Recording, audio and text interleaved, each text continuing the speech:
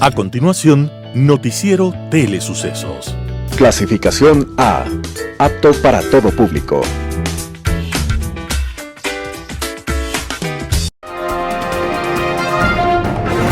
Aquí en Sucesos, un día como hoy. En el lejano pasado, la palabra guerra estremecía a quienes marchan al combate porque iban a verle la cara a la muerte, frente a frente.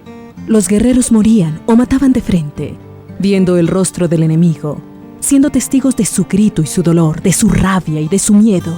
Pero dicen que después aparecieron los cobardes, los miedosos, y que esos miedosos y cobardes inventaron las armas. Entonces los humanos aprendieron a matar a distancia, sin ver la cara de su víctima, y fue tan fácil la tarea con tan poderosas armas, que ya las muertes no eran solo de enemigos armados, sino de la población civil que nada tenía que ver en el conflicto. En la Primera Guerra Mundial, por ejemplo, un 5% de las víctimas fueron civiles.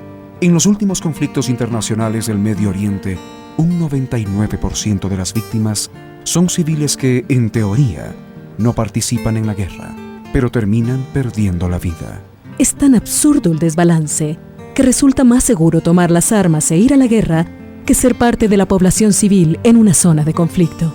Quizás para darle algo de racionalidad a lo más irracional que es la guerra, 130 países firmaron un tratado para proteger a la población civil en caso de confrontación bélica. Este acuerdo sigue sin cumplirse, pero por lo menos quedó evidencia en el papel y en el protocolo acerca de los sueños más caros del ser humano, la paz y la justicia. El acuerdo, para constancia histórica, se firmó un día como hoy, 10 de junio de 1977, en Ginebra, Suiza. Y el mundo espera algún día su cumplimiento. Y después, para orgullo de los humanos, el fin de todas las guerras. Aquí en Sucesos, un día como hoy.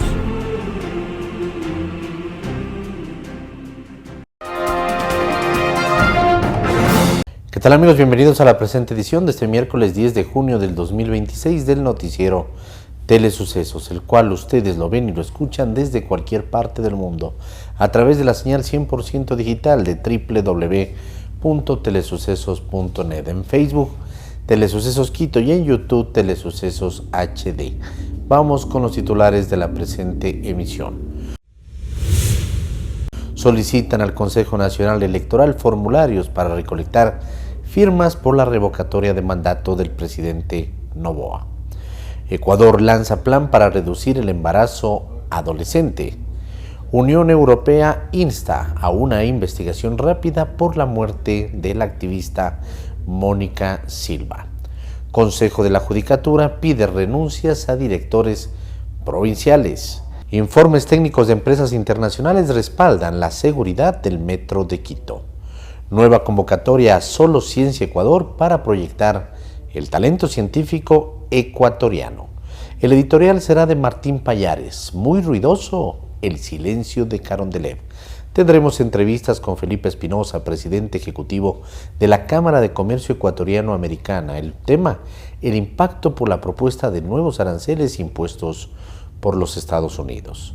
Arturo Moscoso, docente y analista político, habla acerca de la reconstitución del gabinete presidencial. Vamos con el desarrollo de la información. Un noticiero pensado para usted porque se lo merece. Nos acercamos a la realidad desde diferentes perspectivas. Noticiero Telesucesos. Primera parte del noticiero Telesucesos con las noticias más importantes del día.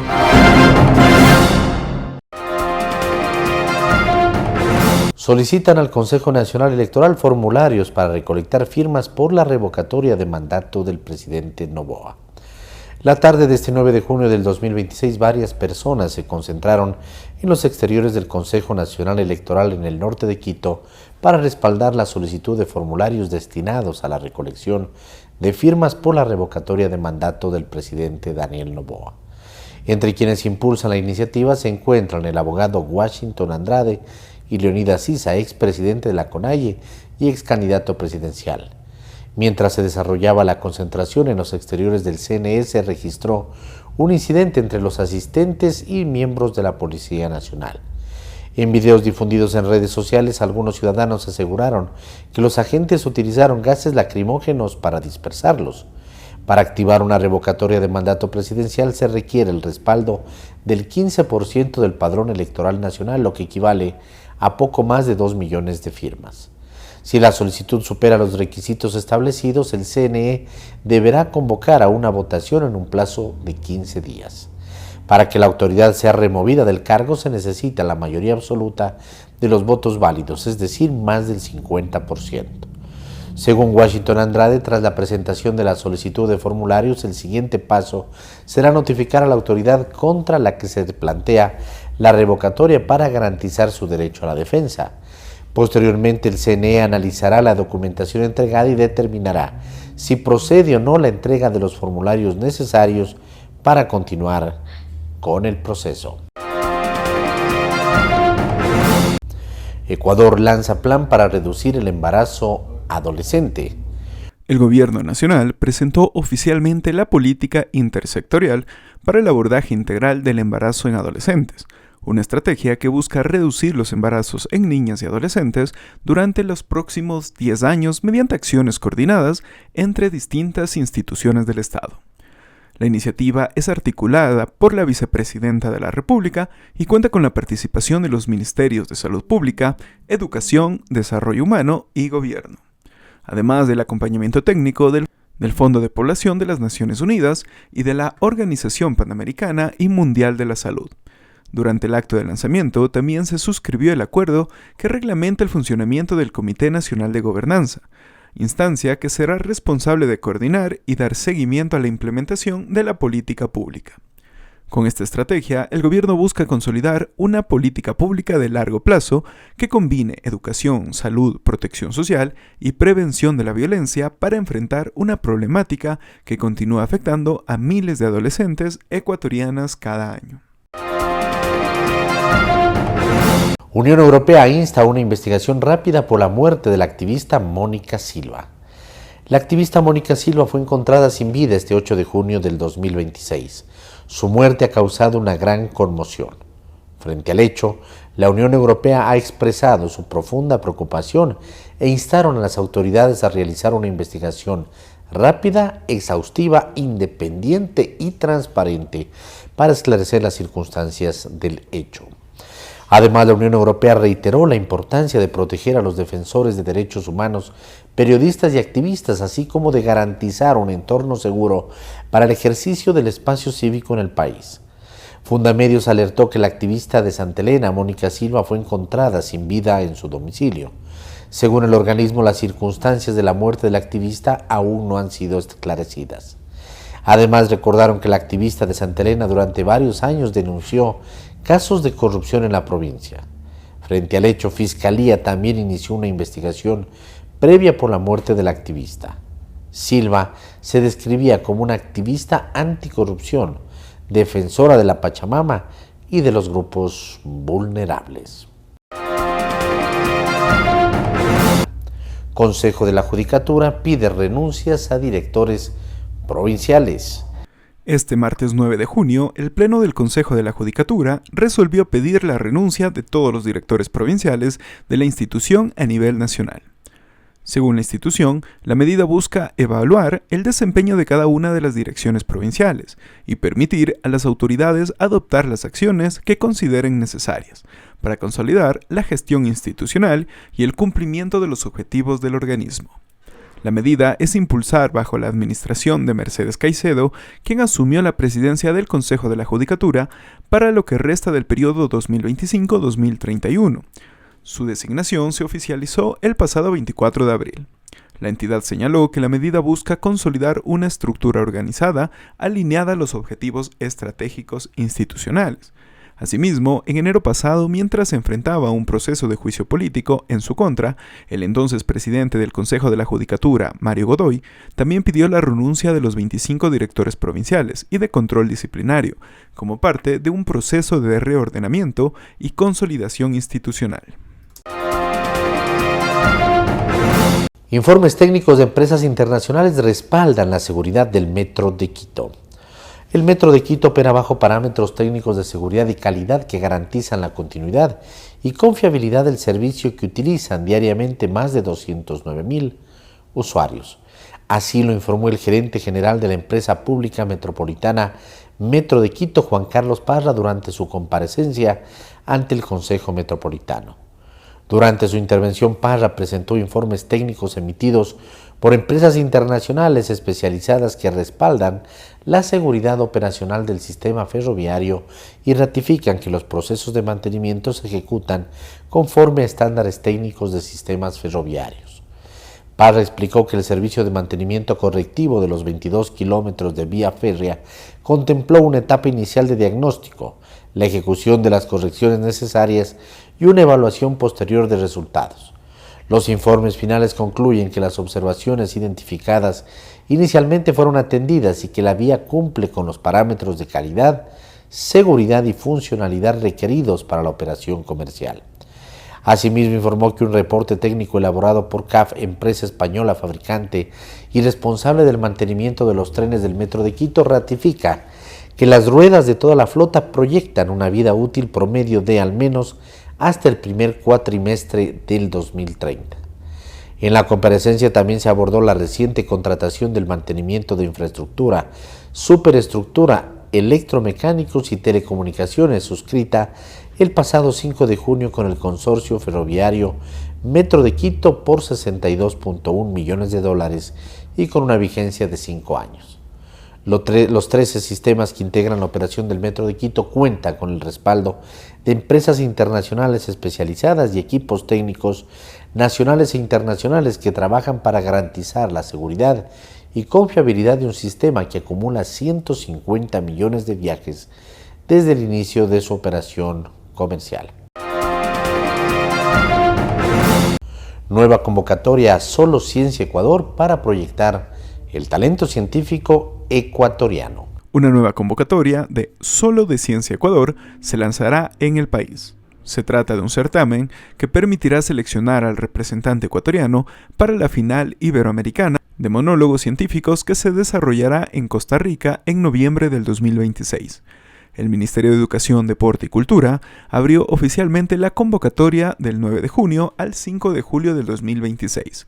Luego de alcanzar el primer lugar iberoamericano durante 2 años consecutivos en Madrid y en Lima, y tras convertirse en sede de la gran final iberoamericana en 2025, Ecuador fortalece su posicionamiento regional con una nueva edición de Solo de Ciencia. El proceso contemplará una fase de preselección de los mejores monólogos, cuyos autores recibirán capacitación especializada. Posteriormente se elegirán 5 finalistas que participarán en la final nacional, instancia en la que se definirá el representante del país para la competencia iberoamericana. Y ya van 3 meses. Las 2 o 3 semanas que según Trump duraría el conflicto con Irán se extienden ya hasta los 3 meses sin viso alguno de conclusión. Al contrario, con una reanudación de ataques a raíz del derribo por Irán de un helicóptero en el Golfo Pérsico, tras anunciar Trump que tal derribo no quedaría sin respuesta.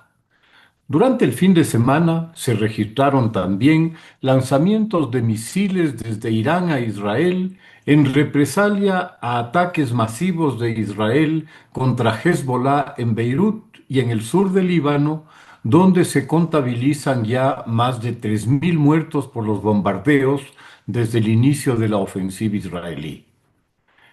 La respuesta de Israel fue inmediata, atacando las ciudades de Teherán, Tabriz e Isfahán, registrándose explosiones en ellas. Todo induce a creer que, pese a las repetidas y nunca concretadas promesas de Trump, anunciando acuerdos en 2 o 3 días, los actores del conflicto manejan agendas propias alejadas de los propósitos de Trump. Es evidente, como se conoció por informaciones de prensa, que las relaciones de Trump con Netanyahu sufrieron un serio daño por la continuada acción israelí contra Hezbollah, una política que públicamente ha sido definida por Israel como inmutable, sin consideración a ninguna postura de Trump con Irán para buscar un acuerdo que pueda sacarlo del pantano al que se metió hace 3 meses sin necesidad alguna. Israel no hará ninguna concesión sobre este punto, como lo ha declarado expresamente Netanyahu, más allá de los requerimientos de Trump por un cese al fuego. No se trata aquí de un cese al fuego entre Israel y Líbano, que resulta ser la víctima en un conflicto que está más allá de su capacidad de control, pues Hezbollah es el poder militar real en Líbano por encima del ejército nacional y que a lo largo de casi 30 años ha recibido de Irán armamento muy superior al del ejército libanés, para cuyo uso ha recibido intensivo entrenamiento de la Guardia Revolucionaria iraní, el operador terrorista internacional de la teocracia, además de ser la encargada de la represión interna contra la oposición y que desde hace 3 meses es el verdadero poder en Irán. Para Irán, luego de la enorme inversión realizada en Líbano, no es aceptable la desaparición de Hezbollah, su principal proxy para mantener en zozobra a Israel por los más de 100.000 misiles que ha proporcionado a Hezbollah, fundamentales en el propósito de saturar las defensas aéreas israelíes y volverlas más vulnerables a los misiles más poderosos desde Irán. Es obvio que Israel e Irán son los actores principales en Oriente Medio, con una Turquía que cada vez asume mayor protagonismo regional al haber desarrollado una tecnología militar de alto nivel, aunque su orientación principal se da hacia el mundo turco que Erdogan aspira a integrar dentro de un resucitado imperio otomano. A estas alturas, el único objetivo que parece interesar a Trump es la reapertura del flujo petrolero por el estrecho de Hormuz, pues su cierre ha causado una grave disrupción del aprovisionamiento global de crudo. Agencias financieras han informado del probable agotamiento de las reservas petroleras en los países en unos plazos tan breves como 60 días, mientras en el Golfo se acumulan cientos de millones de barriles que no pueden llegar a sus mercados. El temor a una recesión global se acentúa al alargarse el conflicto, con la economía reaccionando espasmódicamente a cada falso anuncio de algún acuerdo imaginario, con bajas breves en el precio del crudo para dispararse cada vez que las frágiles treguas se rompen. Nada resulta más dañino para la economía que la incertidumbre, y es esto lo que tenemos hoy en abundancia. Irán es consciente del poder que tiene con el control del estrecho de Hormuz, que más allá de ser militarmente capaz de mantenerlo, sí lo es de negarlo al resto, presionando con el fantasma económico al mundo para que sea éste quien exija una solución. Los objetivos iniciales de Estados Unidos, el control del uranio enriquecido que Trump exigía, o el cambio de régimen en Irán por una movilización popular, quedaron al parecer en el olvido. Irán mantiene en su poder el uranio y se ve muy improbable que lo entregue fácilmente. Y si bien se produjo un cambio de régimen, este ha servido para que los elementos más radicales y extremos de la Guardia Republicana tomen el control efectivo del Estado. La expectativa de una movilización capaz de remover a clérigos y guardias fue ahogada en sangre incluso antes del ataque, con unos 30.000 iraníes asesinados por los fanáticos, más miles de opositores exterminados tras el ataque, acusados de lo que se les ocurriera a los dueños del país. El ridículo, tan frecuentado por Trump, llegaría con su acusación a los kurdos, a quienes se abandonó a su suerte, tras haber sido los únicos que se jugaron a fondo contra el Estado Islámico en Siria e Irak, de no enfrentarse a la Guardia y al régimen, que ningún empacho tendría en exterminarlos, como ya intentara Saddam Hussein en Irak o Erdogan en Turquía. Con una guardia revolucionaria empoderada y dispuesta a todo para mantener el poder, el riesgo de un nuevo genocidio para el pueblo kurdo es muy real. Y con los antecedentes de más de 100 años de traiciones y abandonos sufridos a mano de Occidente, saben muy bien que están solos para intentar sobrevivir a iraníes, árabes y turcos, pues para cada uno de ellos son una piedra en el zapato. Sin necesidad de ir muy lejos, han podido mirar hasta dónde están dispuestos a llegar con la represión los fanáticos del régimen, que en una semana mataron a 30.000 iraníes. Si esa voluntad asesina está dispuesta a asesinar a 30.000 de los suyos, fácil resulta suponer que desaparecer a unos cientos de miles de los despreciados kurdos no sería motivo para quitar el sueño a los guardianes. El terror ha sido y es su práctica habitual dentro y fuera de Irán, y el conflicto ha sido el pretexto más conveniente para los ajustes de cuentas con la duplicación de la ya altísima tasa de penas de muerte que van ya por las 2.500 aplicadas en este año a supuestos espías y agentes del enemigo, así, entre comillas, es decir, al que el clérigo a cargo del proceso, si es que se lo cumple, se le ocurra. El tiempo juega a favor de Irán no solo por el riesgo de una recesión global por la escasez de combustibles, sino por el impacto que el conflicto está teniendo al interior de unos Estados Unidos a 4 meses de las elecciones de medio periodo, en las que Trump se juega la mayoría republicana en ambas cámaras, a la que puede llegar muy debilitado por el extendido rechazo a la guerra después de incumplir sus promesas electorales, evitar a Estados Unidos nuevos conflictos y salir de los que tuviera. Si se añade la inflación que el costo de la gasolina y la disrupción del comercio están causando, se entiende que para Trump sea indispensable terminar con el conflicto casi a cualquier precio. Muchas gracias. En Radio Sucesos estuvo Felipe Espinosa, presidente ejecutivo de la Cámara de Comercio Ecuatoriano-Americana. Habló del impacto por la propuesta de los nuevos aranceles impuestos por los Estados Unidos. Escuchemos lo que dice. Estamos con un acuerdo de comercio recíproco que está en la Asamblea nuestra y está listo para ser analizado. Si sale constitucionalmente apto, iría a la Asamblea y luego se promulgaría. Eso quiere decir que nosotros estamos de un grupo de países, de pocos países que hemos logrado este tipo de acuerdo con los Estados Unidos. Y eso quiere decir que vamos a tener un tratamiento diferente a lo que son los otros países.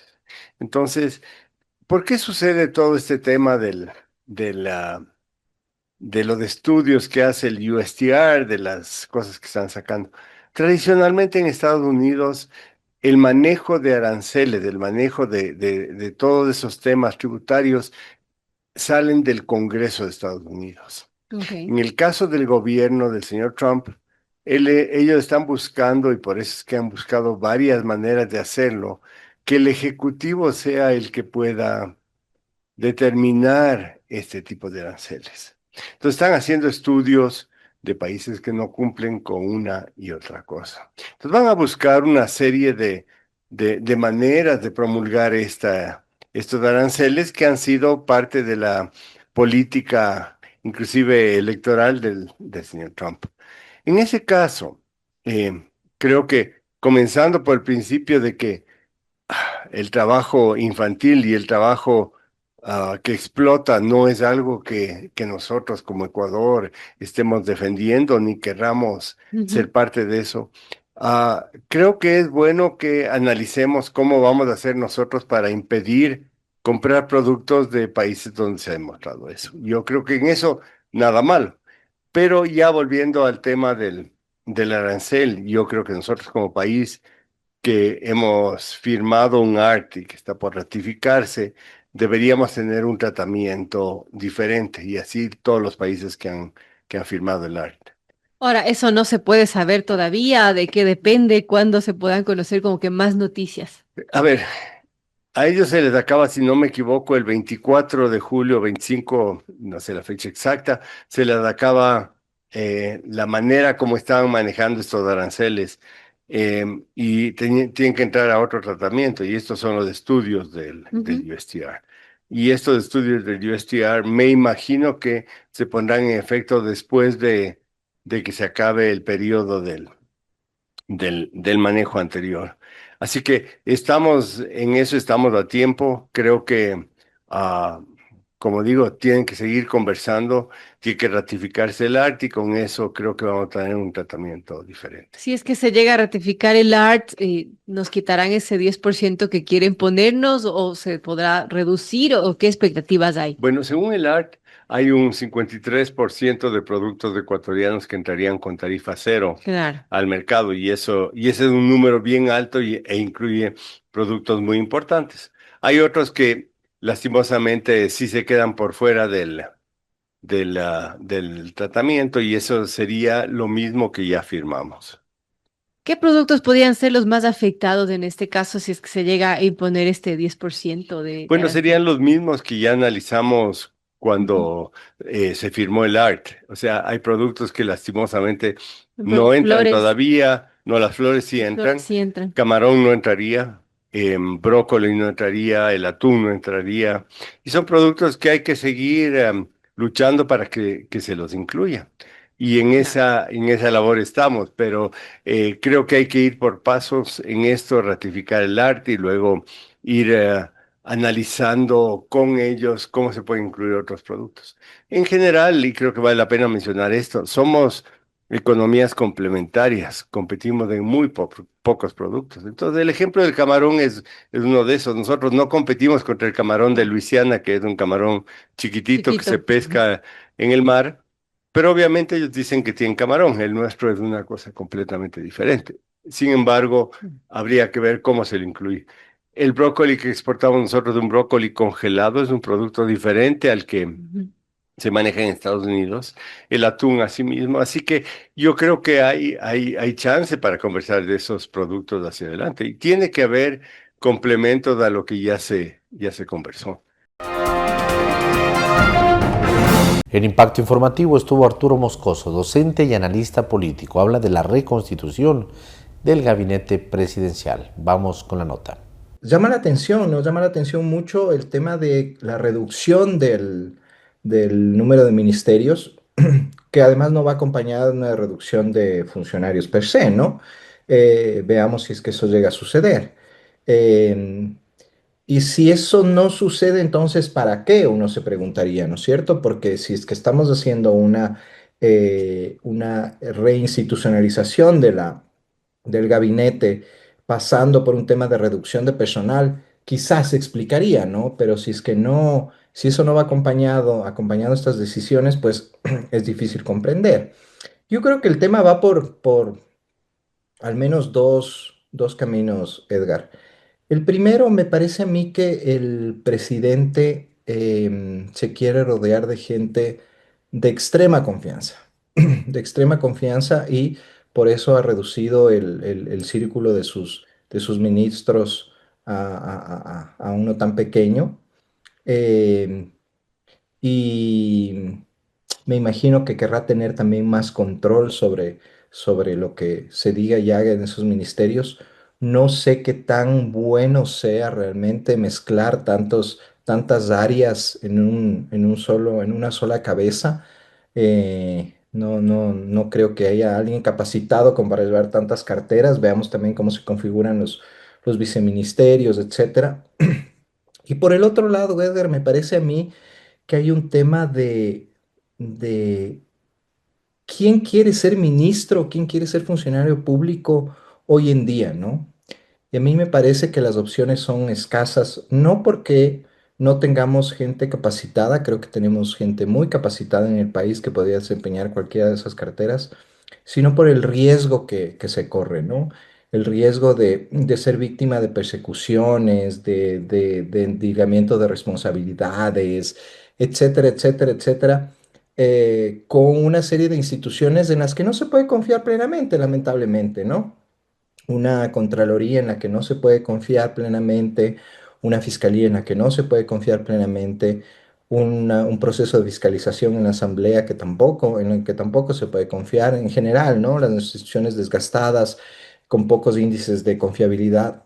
Entonces me parece a mí que eso también incide, ¿no? Incide en quién se podría prestar para darle una mano al presidente en donde se necesite, corriéndose ese riesgo, ¿no? Ahora, se ha señalado que se ha reducido el gabinete drásticamente de 20 a 14 en una primera etapa y ahora de 14 a 10, porque el país quería cumplir con las exigencias del Fondo Monetario Internacional, que ya le llamó la atención en su último informe. Entonces, aparentemente esta reconfiguración tiene que ver con eso. Pero bueno, no sé si en esta primera etapa ya se podrá ver la disminución del tamaño de estos ministerios, si es que se quiere ser pues sensible a esto de disminución del gasto público. Más bien se ha desarrollado una hipótesis de que el gobierno pretende ser muy eficiente y por eso pues tener 10 ministerios, incluso agrupar en 3 grandes ministerios, de manera que haya 3 ministros que dialoguen con el presidente y el secretario de la administración. Ahí, al parecer, Saría Moya, Cynthia Gelliver y Roberto Luque serían quienes intercambien con el presidente de la República, tomen las decisiones con los otros restantes ministros. No sé si estás de acuerdo con con esa óptica. Podría también entendérselo así, Edgar, pero siempre y cuando esto haya sido acompañado, lo que te decía al principio, de otras medidas que justamente vayan en el sentido de esta tan mentada eficiencia, ¿no? De conseguir esta tan mentada eficiencia. Pero no hemos visto un plan alrededor de eso, ¿no? Más allá de una serie de reducciones que hubo, me parece, el año pasado, no ha habido más reducciones de funcionarios públicos. El Estado ecuatoriano sigue siendo enorme y simplemente agrupar ministerios en una sola cartera, agrupar diferentes secretarias de Estado en una sola cartera, no necesariamente te hace más eficiente. Es más, puede pasar todo lo contrario. Puede ser que justamente esa reducción implique que los procesos se ralenticen porque no hay quien los pueda hacer o se mezclen o no haya... A mí en lo personal, en mi ejercicio profesional, me pasó una cosa muy curiosa. Yo presenté un trámite en el Ministerio de Educación y Cultura, ¿no? Un poco antes de que, perdón, el Ministerio de Cultura, un poco antes de que sea absorbido por el Ministerio de Educación, ¿no?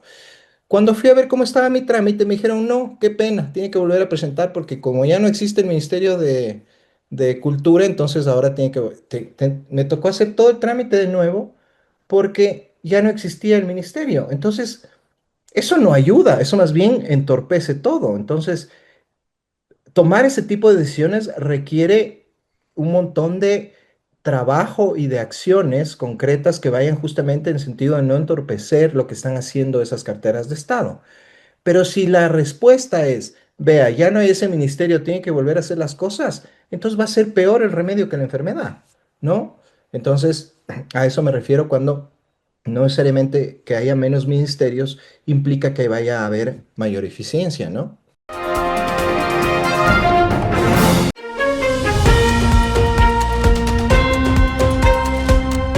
Muy ruidoso el silencio de Carondelet, artículo de Martín Pallares publicado en diario El Expreso. Existen momentos en que nada hace más ruido que el silencio. Eso pasa con el silencio del presidente Daniel Noboa frente al escándalo del caso Progen. Un silencio que resulta inexplicable considerando las más recientes revelaciones sobre el caso. El problema no es que Noboa no haya dicho nada sobre el tema, el problema es que la última vez que habló del asunto lo hizo de forma lacónica y vaga y que ahora no diga esta boca es mía cuando se multiplican las evidencias que señalan a altos funcionarios de su gobierno. No mencionó el tema en su informe a la Nación del 24 de mayo y tampoco lo ha hecho ahora que reestructuró el gabinete. Es más, nombró como superministro a Roberto Luque, uno de los principales sospechosos de ser parte de la trama. La última vez que se refirió al tema fue cuando le dedicó apenas 2 oraciones en su carta al país del 21 de mayo. Y del 21 de mayo hasta el sol de hoy las cosas han cambiado. Ahora se sabe porque la periodista de Expreso, Sara Ortiz, lo reveló que el gobierno estaba plenamente informado de que lo que estaba por comprar era basura. La empresa que fabrica los motores Caterpillar, que Progen dijo que iba a entregar, certificó oficialmente que todo eso era cuento. Esa aseveración no es cualquier cosa. Consta en el proceso penal que SELEC sigue contra Progen en una corte de Estados Unidos. Pero Noboa no ha dicho nada al respecto, ni tampoco ahora que ha quedado en evidencia que existió una importante concertación de voluntades entre funcionarios, empresarios y asambleístas afines a su gobierno para encubrir y proteger a los autores del robo. En un audio que publicó Ecoavisa se comprobó que Diana Jacome, asambleísta de su partido, en coordinación con la exministra de Energía Inés Manzano, evitó de forma tramposa la fiscalización en la asamblea. ¿Y qué decir del fiscal Carlos Alarcón, a quien él tanto ayudó para nombrarlo, aunque legalmente no podía ocupar el cargo? Ahora se sabe que se ha lucido escandalosamente en esconder las evidencias más importantes para dar con los culpables. Videos, audios, correos electrónicos y protagonistas de la trama han sido dejados de lado. Que Noboa no salga a decir nada sobre todas esas revelaciones es inquietante porque él está en plena capacidad de participar en el esclarecimiento de los hechos y de impulsar una investigación que permita saber quiénes estuvieron detrás del robo. Muy ruidoso ese silencio. Artículo de Martín Pallares publicado en diario El Expreso.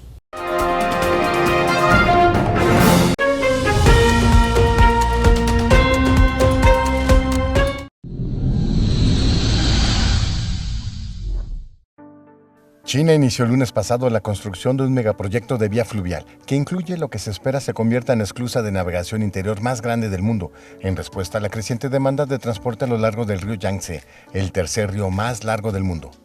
El viceprimer ministro chino Ding Xuejiang, también miembro del Comité Permanente del Buró Político del Comité Central del Partido Comunista de China, dio inicio a la construcción del nuevo proyecto de vía fluvial de las Tres Gargantas en una ceremonia de inauguración celebrada en Xiyang, en la provincia central china de Hubei. Se trata del primer proyecto importante que se pone en marcha durante el periodo del 15º Plan Quinquenal 2026-2030 de China, una etapa crucial en los esfuerzos del país por avanzar hacia su objetivo de alcanzar básicamente la modernización socialista para 2035. Con información de la oficina en Wuhan, China, Noticias Xinhua.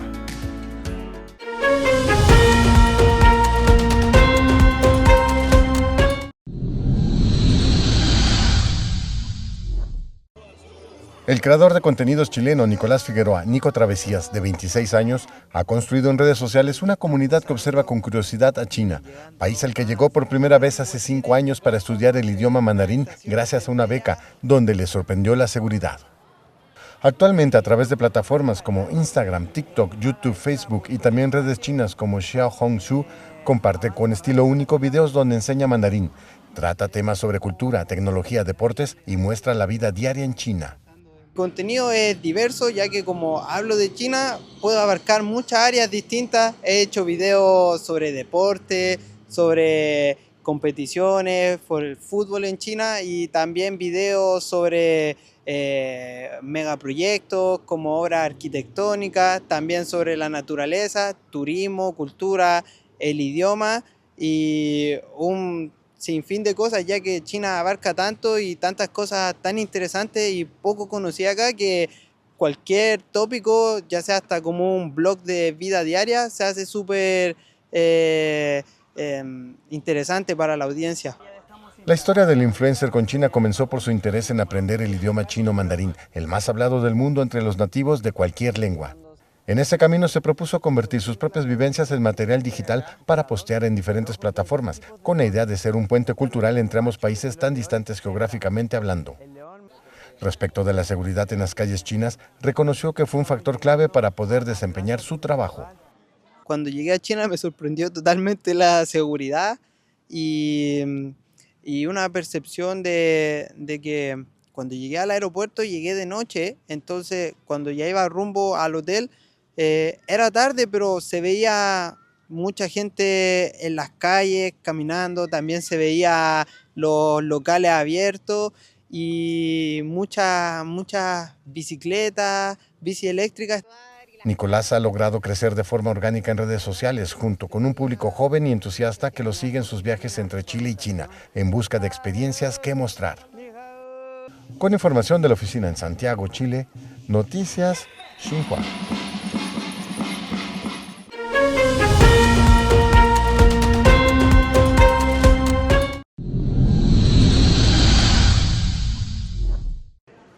Estudiantes del Instituto Confucio de Barcelona, en la región noreste de España, participaron en talleres de cocina que combinan el aprendizaje del idioma chino con la gastronomía tradicional de la nación asiática. Una vez al mes, grupos de alumnos de diferentes edades y niveles visitan el restaurante Dumpling Shi en Barcelona, la capital provincial, para aprender a preparar yaoshi, los tradicionales ravioles chinos, mientras practican el idioma durante su actividad. En su clase reciente del fin de semana, algunos estudiantes doblaron las pastas por primera vez, mientras otros reían al ver cómo el relleno terminaba sobre la mesa, todo ello mientras practicaban vocabulario y pronunciación del chino junto a sus profesores. La enseñanza del chino, que nos dimos cuenta de que los estudiantes faltan practicar la lengua en situaciones reales. Y entonces desde el año pasado empezamos a proponer este tipo de combinación entre el aprendizaje con alguna actividad en situaciones auténticas. Al inicio de cada taller, los participantes reciben una introducción en chino sobre la historia y las tradiciones relacionadas con los yaoshi, y los estudiantes que responden de manera correcta a preguntas en chino incluso pueden ganar pequeños premios. El taller forma parte de un esfuerzo más amplio del Instituto Confucio por ampliar las actividades culturales prácticas, al tiempo que los profesores preparan talleres relacionados con la pintura tradicional china, el arte marcial Tai Chi y juegos clásicos de la nación asiática como el Mahjong. Es una actividad que sale de lo que es el día normal de la clase de chino y que les puede dar también un poquito más de lo que es la cultura china. Y es interesante para ellas también que la conozcan.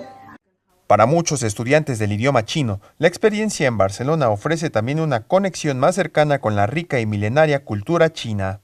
Con información de la oficina en Madrid, España, Noticias Xinhua. Gracias amigos por acompañarnos en la presente edición del noticiero Telesucesos. Nos vemos en una próxima ocasión. Que pasen bien. El noticiero Telesucesos es retransmitido de lunes a viernes a las 7 horas por Radio Planeta Sur 106.1 FM de la ciudad de Loja. Noticiero Telesucesos. Las opiniones vertidas en este espacio por la producción y dirección del programa son de exclusiva responsabilidad de sus autores y de quienes intervienen en ellos.